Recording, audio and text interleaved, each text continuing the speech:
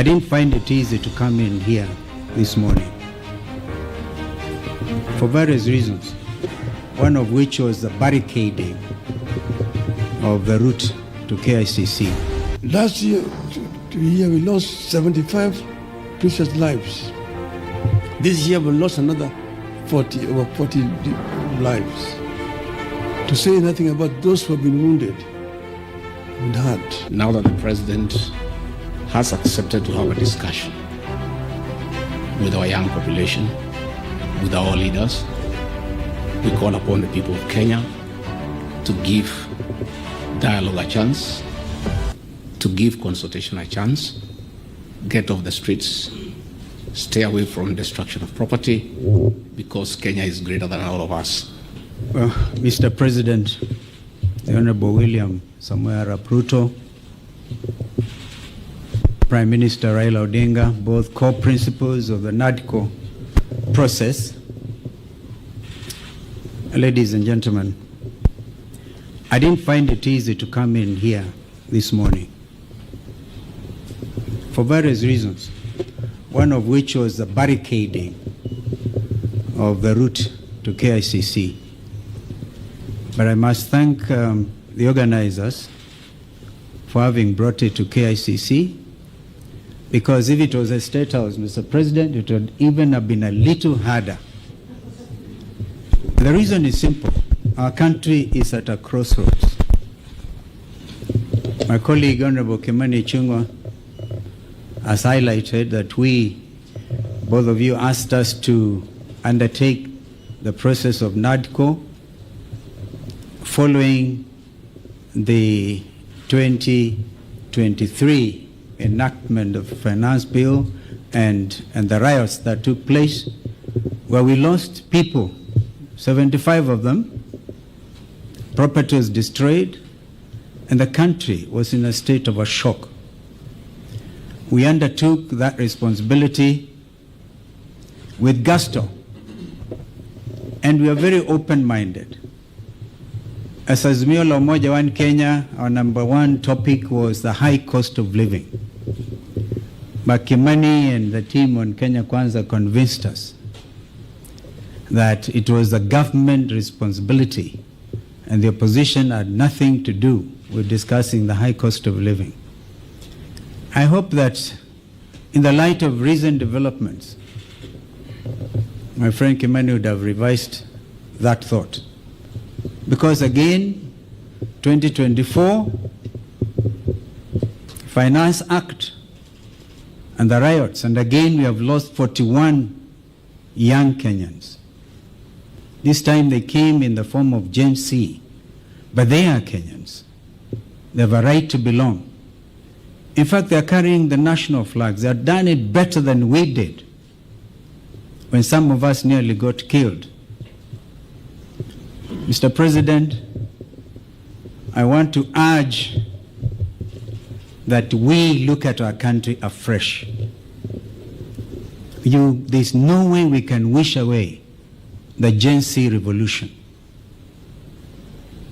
And if we were to begin to be honest with ourselves, perhaps we need now to go back to Bomas, because during the presentations, Kimani and Cheruiyot may remember, and Wandai was deputizing me, that a lot of Kenyans wanted us to open this space. The space has been opened by Gen Z. I wish we had moved with speed. It has taken inordinate delay to get to where we are today, to get the first product out of NADCO. And I'm not so sure, my friend Kimani, whether it is expected of us to even fast track the other 8. They have to be juxtaposed by the reality of the country and this new revolt. If we are not careful, all of us will get thrown out by the Gen Zs, because they say we have come of age. You say that we are leaders of tomorrow, we are leaders now. We can't wish them away. Therefore, I want to urge that we now look at the whole thing. For example, we have now set up the process of nominating new commissioners. We made it very clear that both you, Mr. President, Mr. Raila Odinga, the Prime Minister, will have to agree on, perhaps most importantly, on who becomes the chair of the new IEBC.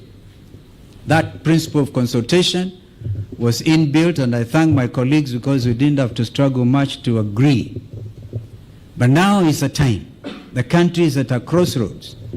Can we, for a beginning, even in order to bring the country to normalcy, can you, Mr. President, order the Inspector General of Police, if he doesn't resign, can he remove the police from the streets? Can the army get out of our streets and back to the barracks? Excellency, my brother, President William Samoei Ruto, all distinguished ladies and gentlemen who are here this morning, we have come here today for a very solemn occasion. And I'm happy that this function has been arranged to take place here at KICC. As my colleague Stephen Kalonzo Musyoka said, we are at a crossroads as a country. And times like this requires leadership, the country to move forward. What we are doing today is a culmination of a process that began sometime last year when President Olusegun Obasanjo came to mediate and the conflict that was raging on at that time. We agreed when we sat together, myself and Brother William Ruto, that we would follow the route of dialogue. And that is the reason why NADCO was set up. NADCO then proceeded to dialogue and ended up with a very voluminous report which has contained some very fundamental recommendations. This bill that has now been signed into the law today is just one of those. But the NADCO report contains very many issues which are at the heart of the people of Kenya today. If you see the issues which are being raised by our youth, most of them are actually contained in the NADCO report. But if this NADCO report is implemented fully, you'll be able to address all those issues which these young people are raising. We are, as I've said, at a very, very crucial juncture in the history of our country. Our country has moved forward. There have been highs and lows in our history of 61 years. We needed to move forward. And I want to say that, at this moment in time, my brother, that we require now a wider engagement so that people have an opportunity to vomit all that is there in their chest in order that we can be able to find a way forward. I therefore want to support the proposal of my brother Stephen Kalonzo Musyoka that we have this conversation. It may not take more than 2 weeks, but it brings all the stakeholders together. Today, our society is fairly stratified. Nearly 70% of our population is below the age of 35, the youth. If you say that between 35 and 18 constitute about 40%. We need that 40% to be present when this dialogue is taking place. And then the rest can fill the rest. And then we just talk about the Kenya we want. The Kenya we want convention. Out of that will come out recommendations that will help us to resolve this issue once and for all. And that will be my proposal, Your Excellency. I think that Kenya deserves better. The issues of employment, the issues of discrimination, the issues of corruption, the issues of gender, and so on, are issues that need to be addressed in a wider forum. I think that it is possible to do. It is possible if there is a will to do it. And then here again, the IBC is a very important institution. It's not the first time we have had issues with IBC. If we find a solution to this issue of IBC, it will be on the way to resolving very many issues in our country. You will remember in the last elections, the whole world was stunned when we saw an election commission that was completely divided. Some saying one thing, others saying one thing. You may be happy that, the other group ruled in my favor. But what example are we showing the world as a country? That in the process of very important exercise, the commission is divided. Nobody knows whom to believe up to today. It is a shame on us. And we are sure that we have got men and women here in this country who can actually do a better job. And that will help to unify this country. Last year, we lost 75 precious lives. This year we lost another over 40 lives. To say nothing about those who have been wounded, have been hurt. We must prevent this from happening in our country. We should not allow this to continue happening cyclically. Let us find a lasting solution to this problem. We are ready to engage so that we find a solution to this problem as Azimio of Kenya. With those many remarks, Your Excellency, now may I have the pleasure to invite my brother, President William Ruto, to address you. Before I make, just hold on. Before I make some remarks, I have listened very carefully to the leaders who have spoken, and each one of them has spoken passionately about the future of our country, as it should be. But let me ask my deputy to make a few remarks so that I can conclude. Mr. Deputy President. Dr. William Ruto, Your Excellency the former Prime Minister, Your Excellency the former Vice President, the leadership of our two houses, members of the executive, and the press, Your Excellency, this is a great morning for this country because the constitution of the IBC is a great step for our democracy.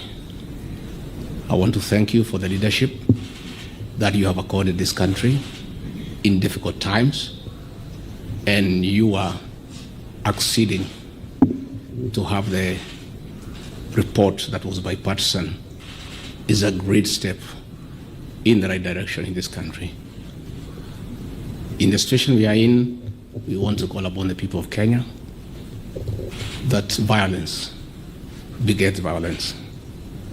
Now that the president has accepted to have a discussion with our young population, with our leaders, we call upon the people of Kenya to give dialogue a chance, to give consultation a chance, get off the streets, stay away from destruction of property, because Kenya is greater than all of us.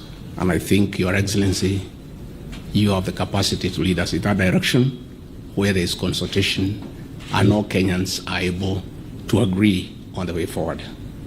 With those few remarks, it's my duty to ask Your Excellency to address the country. Thank you. Deputy President,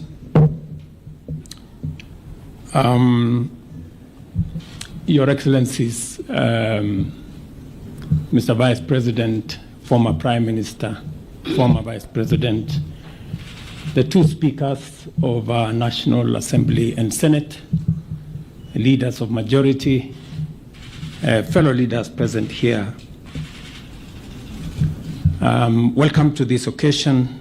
The National Dialogue Committee, established last year, resulted from the closing of ranks across the political divide to forge consensus on a number of priority national issues, including the reconstitution of the IEBC.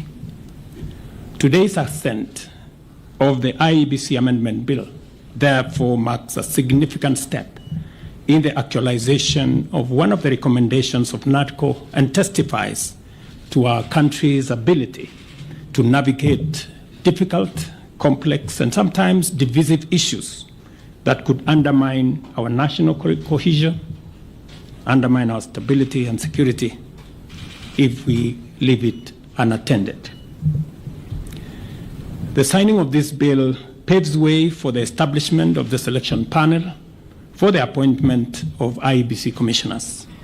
The IEBC remains a cornerstone of our democracy, responsible for overseeing regular elections at various levels, and on the overall, ensuring that our electoral cycle is managed transparently and administered in an impartial, neutral, efficient, accurate, and accountable manner.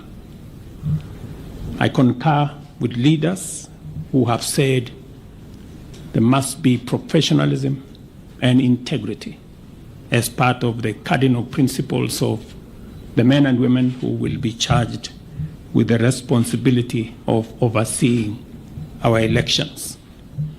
The spirit of NADCO is the spirit of unity, bipartisanship, and consensus building, values which have helped our nation overcome its most challenging moments. Even as I assent to this bill, I look forward to supporting and facilitating any other outputs of the national consensus that was NADCO to ensure that Kenya moves forward and with as many hands on deck as is possible. The leadership of Parliament, both on the majority and minority sides, have heard what the leaders here have said, and they should proceed with dispatch and expedite the other recommendations that are contained in the NADCO report and process the necessary bills and interventions that are necessary for us to actualize the output of that report. Beyond NADCO, we are currently engaged in discussions as a country about our economy. As we know, the country has faced a series of economic shocks, including COVID-19 pandemic, globally high interest rates, and devastating droughts and floods, events which have impacted negatively on our economy and our capacity to secure resources for development and to also meet our debt service obligations. In the last 2 years, we have put in our best efforts to mobilize domestic and external resources to accelerate our economic program, pull the country back from the danger of debt distress, and set us on a path of economic transformation. These efforts have strengthened the Kenya shilling, reduced fuel prices at the pump, and lowered the cost of living, including the cost of essential household commodities. This year, my administration presented revenue-raising measures through the Finance Bill 2024, which were aimed at not only consolidating the economic recovery program, but also propelling the country to the next phase of investing in key social and economic infrastructure projects to advance our development agenda and reduce on our debt burden. However, many voices expressed disapproval of these proposals, leading me to drop the bill and terminate the process. It therefore means that apart from the people of Kenya asking us to consider alternative means of raising revenue, which I agree with, there is general consensus that the country requires to confront and address long-standing priority national issues, including national debt, public expenditure, and anti-corruption measures, so as to release resources for creating opportunities, creating jobs, and creating wealth. As a way of charting the future from the current situation we are facing, I welcome all the leaders here, and I have heard what they have said this morning, and all other stakeholders working together for us to address the current economic situation through a broad-based political arrangement and to rally the country forward, as has been said by the former Prime Minister. And therefore, we have yet another opportunity as a country, Kenya being the resilient people we always are, to come together and figure out the future of our country in a manner that makes sure that we address the existential challenges and threats that face our nation. And that's the reason why I set up a committee to work and audit our debt, for us to interrogate our expenditure, and for us to work on anti-corruption. I want to encourage Parliament to expedite the conflict of interest bill that will support our anti-corruption measures, especially in relation to public officers. And I am hopeful that these are some of the conversations that we will be engaged in going forward. I am very confident that, as always, Kenya knows how to pull together, and leaders know how to come together in the best interest, not of individuals, not of parties, but the collective body of the Kenyan people. And I look forward to working with leaders, as I have said, going forward on a broad-based political mechanism that will see us steer the country to the future. Thank you very much to all the leaders here. Asanteni sana to the people of Kenya. Excellency, your assent to the IEBC Amendment Bill, being the first of the National Dialogue Committee report bills, one of the 9 bills, Your Excellency, marks the beginning of a very important process to our country in the reconstitution of a new IEBC Commission.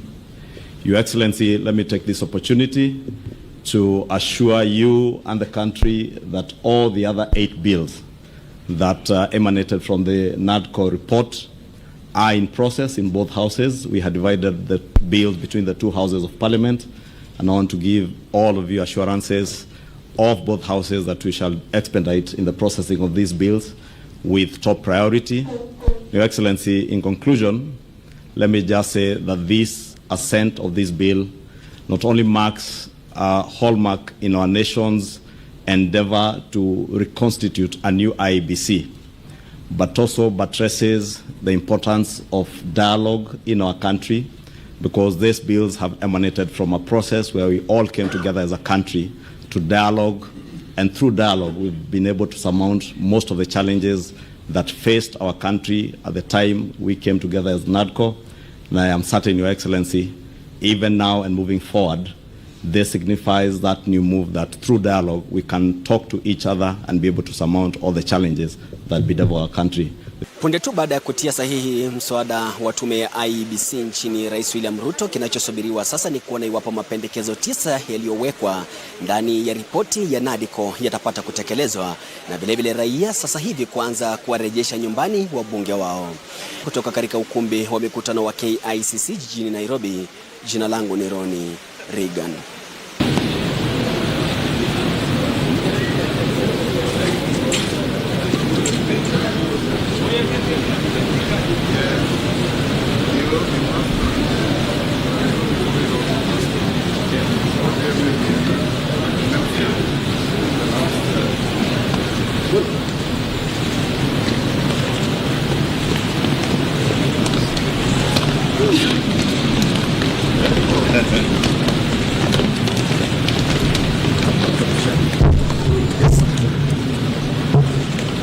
Karibuni hapa chini.